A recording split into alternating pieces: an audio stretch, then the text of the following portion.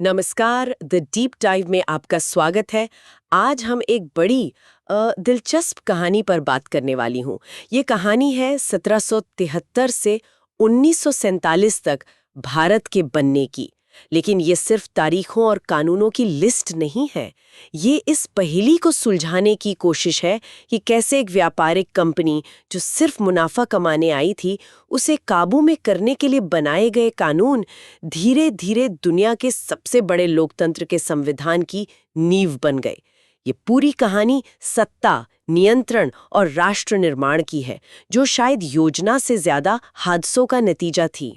हाँ, और इस कहानी की शुरुआत ही एक बड़े यूं कहें कि अजीबो-गरीब संकट से होती है। ईस्ट इंडिया कंपनी जो व्यापार करने आई थी, वो अब भारत के बड़े हिस्सों पर राज कर रही थी। उसके अधिकारी तो मालामाल हो रहे थे, लेकिन कंपनी खुद वो दिवालिया होने की कगार पर थी। एक तरफ भ्रष्टाचार, दूसरी तरफ कुप्रबंधन। ये हालत देखो लंदन में बैठी ब्रिटिश संसद के लिए चुप रहना नामुमकिन हो गया। तो ये बड़ा दिलचस्प पॉइंट है। मतलब ब्रिटिश सरकार भारत पर कब्जा करने के इरादे से नहीं आई थी, बल्कि अपनी ही एक कंपनी को डूबने से बचाने के लिए आई। क्या ये सिर्फ एक फाइनेंशियल बेलआउट था या इसके पीछे कोई गहरी राजनीतिक चाल भी थी? यहीं पर देखिए विरोधाभास शुरू होता है। वो आए तो थे कंपनी के भ्रष्टाचार को ठीक करने, लेकिन ऐसा करने के लिए उन्हें खुद भारत में प्रशासन का एक ढांचा बनाना पड़ा। उन्होंने सोचा कि वो लंदन से एक रिमोट कंट्रोल बना रहे हैं, पर असल में वो एक नए देश की ऑपरेटिंग सिस्टम की, कह सकते हैं कि पहली लाइन लिख रहे हैं। मजबूरी आर्थिक थी, लेकिन इसने राजनीतिक मौके का दरवाजा खोल दिया। ये भारत पर अपनी पकड़ मजबूत करने की एक सोची समझी रणनीति की शुरुआत थी। तो ये एक तरह का एक्सीडेंटल एम्पायर था, जो एक के बाद एक समस्याओं को सुलझाने की कोशिश में बनता चला गया। चलिए इस सिलसिले को समझते हैं। पहला कदम था 1773 का रेगुलेटिंग एक्ट। जैसा कि नाम से ही लगता है, मकसद था कंपनी के कामकाज को रेगुलेट करना। बिल्कुल, ये ब्रिटिश सरकार का पहला गंभीर प्रयास था, ये कहने का कि अब से बॉस हमें।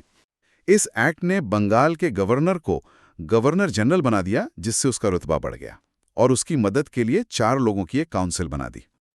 सबसे बड़ा कदम था 1774 में कलकत्ता में सुप्रीम कोर्ट की स्थापना, जिसके पहले चीफ जस्टिस थे सर एलिजा इम्पी। एक मिनट, सुप्रीम कोर्ट मतलब वो सिर्फ कंपनी के अधिकारियों पर नजर रखने के लिए था या आम भारतीयों के लिए भी? ये तो एक बहुत बड़ा बदलाव लगता है। ये बहुत बड़ा बदलाव था। कहने को तो ये ब्रिटिश प्रजा के लिए था, लेकिन इसने भारत में ब्रिटिश कानूनी सिस्टम की नींव डाल दी। ये इस बात का साफ संकेत था कि ब्रिटिश सरकार अब भारत को सिर्फ मसाले खरीदने की जगह नहीं मान रही थी। वो इसे एक ऐसे इलाके के तौर पर देख रही थी जहां ब्रिटिश मॉडल का कानून और व्यवस्था लागू करना जरूरी था। ये भारत के शासन में ब्रिटिश संसद की सीधे दखल की शुरुआत थी। तो रेगुलेटिंग एक्ट एक तरह का पहला पैच था, लेकिन लगता है वो काफी नहीं था। सिर्फ 11 साल में ही उन्हें एक और बड़े कानून की जरूरत पड़ गई। ऐसा क्या गलत हो रहा था कि 1784 में पिट्स इंडिया एक्ट लाना पड़ा? गलत ये हो रहा था कि कंपनी अभी भी एक अजीब सी दोहरी भूमिका में थी। वो व्यापारी भी थी और शासक भी। रेगुलेटिंग एक्ट इस कंफ्यूजन को दूर नहीं कर पाया, इसलिए पिट्स इंडिया एक्ट ने एक सीधी लकीर खींच दी। इसने कंपनी के कामों को 2 हिस्सों में बांट दिया, कमर्शियल और पॉलिटिकल।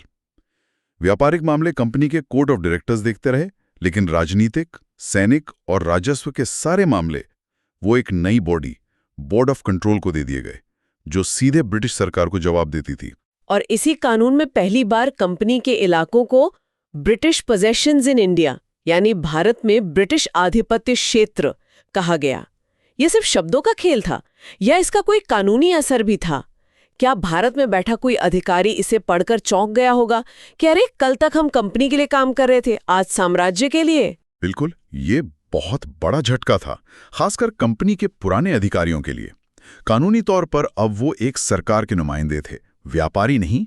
इसका मतलब था कि उनके हर राजनीतिक फैसले की जांच अब लंदन में संसद कर सकती थी। उनकी आज़ादी खत्म हो रही थी। ये सिर्फ नाम का बदलाव नहीं था, ये भारत पर ब्रिटिश दावे की एक औपचारिक घोषणा थी। अब ये साफ हो गया था कि भारत में असली बॉस कौन है, ब्रिटिश क्राउन। ठीक है, तो अब कंट्रोल स्थापित हो गया, व्यापार और राजनीति अलग हो गए। इसके बाद चार्टर एक्ट्स का दौर आता है, जो हर 20 साल में कंपनी का लाइसेंस रिन्यू करते थे। 1813 का चार्टर एक्ट काफी अहम माना जाता है। इसने कंपनी की व्यापारिक मोनोपोली खत्म कर दी। हाँ, चाय और चीन के साथ व्यापार को छोड़कर अब कोई भी ब्रिटिश नागरिक भारत आकर व्यापार कर सकता था। लेकिन इस एक्ट में 2 और चीजें थीं जो दूर से देखने पर सामाजिक सुधार लगती हैं, पर उनके पीछे भी एक रणनीति थी।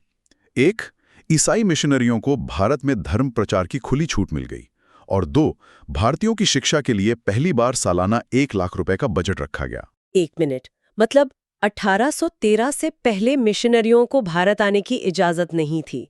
मुझे तो लगा था कि वो कंपनी के साथ ही आ गए होंगे। उन्हें रोका क्यों गया था? कंपनियों ने रोकती थी, बिल्कुल। कंपनी को डर था कि अगर मिशनरियों ने धर्म परिवर्तन कराना शुरू किया तो भारत में सामाजिक अशांति फैलेगी और उनका व्यापार बिगड़ेगा। सही बात है, वो यहाँ पैसा कमाने आए थे, धर्म फैलाने नहीं। लेकिन 1813 तक ब्रिटेन में एक ताकतवर लॉबी बन चुकी थी, जिसका मानना था कि भारत को सभ्य बनाना उनका कर्तव्य है। शिक्षा के लिए 1 लाख रुपए का प्रावधान भी इसी सिविलाइजिंग मिशन का हिस्सा था। मकसद था भारतीयों का एक ऐसा वर्ग तैयार करना जो रंग और खून से तो भारतीय हो, लेकिन सोच, पसंद और समझ से ब्रिटिश हो, जो क्लर्क और छोटे अधिकारी बनकर सस्ते में प्रशासन चलाने में मदद कर सके। तो ये सॉफ्ट पावर का एक शुरुआती रूप था। और फिर 20 साल बाद 1833 का चार्टर एक्ट आया, जिसने केंद्रीकरण यानी सेंट्रलाइजेशन को बिल्कुल टॉप पर पहुंचा दिया।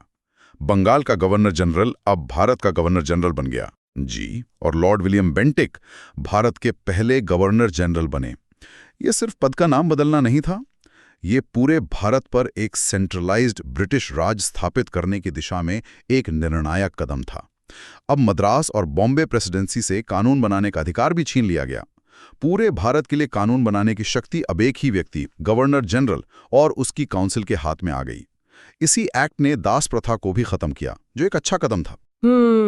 यहाँ तक की कहानी एक तरफा लग रही है। ब्रिटिश अपनी पकड़ मजबूत करते जा रहे हैं, कंट्रोल बढ़ाते जा रहे हैं। लेकिन फिर आता है 1857। ये एक ऐसा भूचाल था जिसने सब कुछ हिलाकर रख दिया। 1857 सिर्फ एक सैनिक विद्रोह नहीं था, जैसा कि कई ब्रिटिश इतिहासकार कहते थे। नहीं, वो ब्रिटिश राज के खिलाफ एक बड़ा जन विद्रोह था जिसने उनकी नींव हिला दी थी। इस एक घटना ने लंदन में बैठे लोगों को यकीन दिला दिया कि भारत जैसे विशाल देश को एक मुनाफेखोर कंपनी के भरोसे नहीं छोड़ा जा सकता। उन्हें लगा कि अगर अब भी उन्होंने शासन सीधे अपने हाथ में नहीं लिया तो वो भारत को हमेशा के लिए खो देंगे। तो 1857 की क्रांति ब्रिटिश सरकार के लिए एक वेकअप कॉल थी, और इसी का सीधा नतीजा था 1858 का भारत शासन अधिनियम, जिसे act for the good government of India भी कहा गया।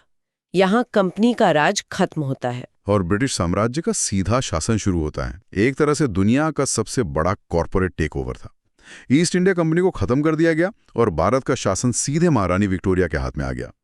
गवर्नर जनरल अब वाइसरॉय बन गया, जो रानी का सीधा प्रतिनिधि था। अच्छा।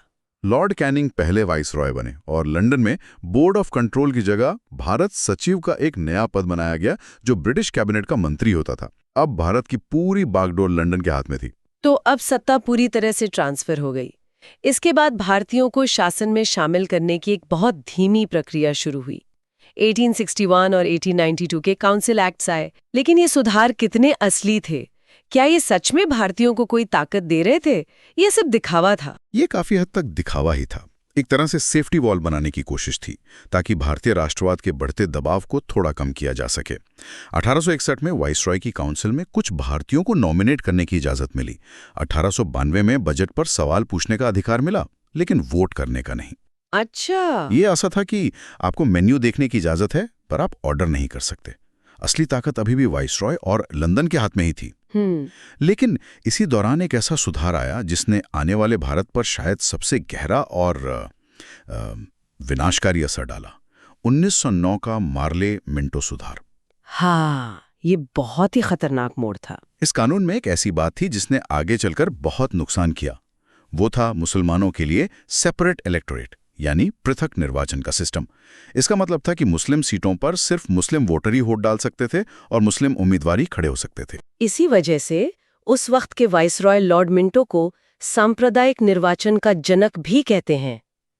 ये तो सीधे सीधे फूट डालो राज करो की नीति को कानूनी जामा पहनाना हुआ। बिल्कुल। सोचिए, दो पड़ोसी जो पीढ़ियों से एक साथ रहते आए हैं, अब एक कानून आकर कहता है कि तुम दोनों एक ही उम्मीदवार को वोट नहीं दे सकते क्योंकि तुम्हारा धर्म अलग है। इस कानून ने सिर्फ राजनीति नहीं बदली, इसने मोहल्लों को बदल दिया। इसने भारतीय राष्ट्रवाद को धर्म के आधार पर बांटने की वो नींव डाली जिसके ऊपर आगे चलकर भारत के बंटवारे की दीवार खड़ी हुई।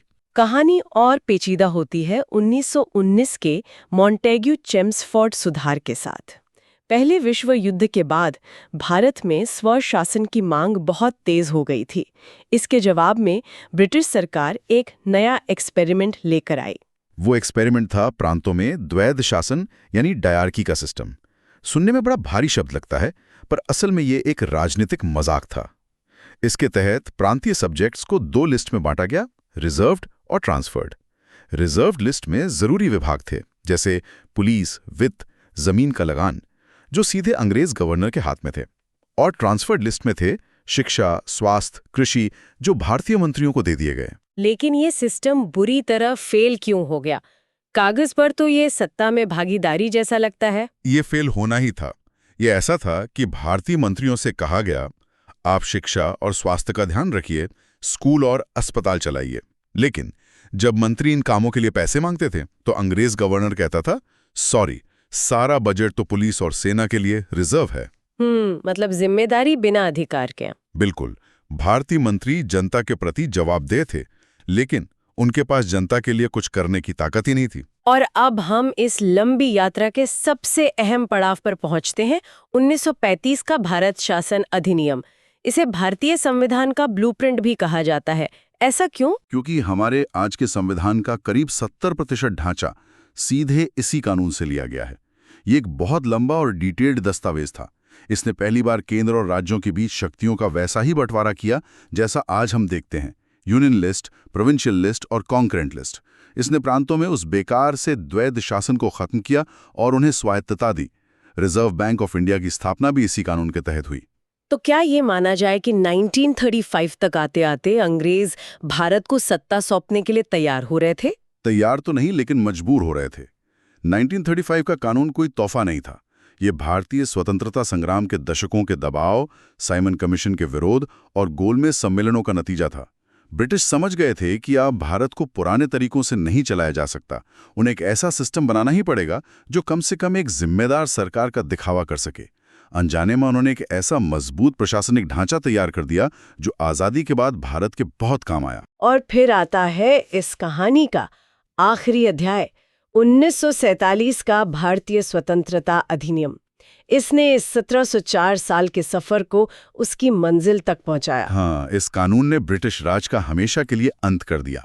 15 अगस्त 1947 को भारत एक आज़ाद और संप्रभु देश बना। लेकिन इसके साथ ही इसने भारत का बंटवारा करके भारत और पाकिस्तान दो अलग देश भी बनाए। वाइसरॉय का पद खत्म हो गया और रियासतों को ये आज़ादी दी गई कि वो भारत या पाकिस्तान किसी में भी शामिल हो सकती हैं।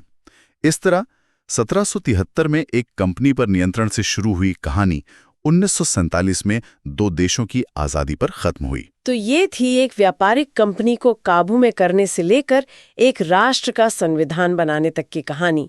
एक ऐसी विरासत जो योजना से कम और प्रतिक्रियाओं से ज्यादा बनी। इसमें सबसे बड़ा विरोधाभास यही है, जो कानून एक साम्राज्यवादी ताकत ने अपने उपनिवेश पर शासन करने, उसे नियंत्रित करने और उसके संसाधनों का इस्तेमाल करने के लिए बनाए थे, आखिर में उन्हीं कानूनों ने उस देश के लोकतांत्रिक संविधान का ढांचा तैयार किया। ब्रिटिश हर कदम अपनी सत्ता बचाने के लिए उठा रहे थे, लेकिन हर कदम अनजाने में भारत को एक आधुनिक राष्ट्र राज्य के करीब ला रहा था। ये सचमुच एक सोचने वाली बात है।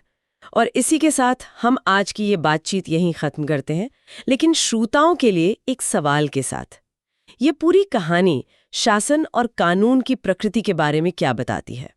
क्या नियंत्रण के लिए बनाए गए उपकरण कभी मुक्ति के साधन भी बन सकते हैं? इस पर विचार जरूर